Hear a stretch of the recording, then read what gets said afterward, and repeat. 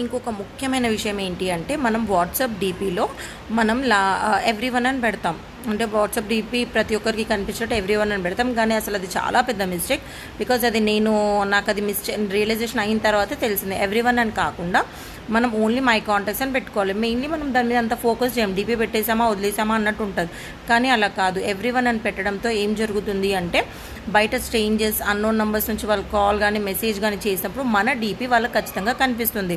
అదే మీరు my contacts అని పెట్టుకుంటే మీరు ఏదైతే నెంబర్స్ సేవ్ చేసుకుంటారో వాళ్ళకి మాత్రమే మీ డీపీ కనిపిస్తుంది. బికాజ్ ఈ హ్యాకర్స్ ఏవైతే ఉన్నారో వీళ్ళు పెద్ద ఎదవలు, మెయిన్గా లేడీస్నే టార్గెట్ చేస్తున్నారు. సో మీరు ఏంటి అంటే మీ డీపీ వాళ్ళకి కనిపించకుండా ఉండాలి అంటే మై కాంటాక్ట్స్ అని పెట్టుకోండి. వాళ్ళ దగ్గర మీ ఫొటోస్ వీడియోస్ ఏవి ఉండవు.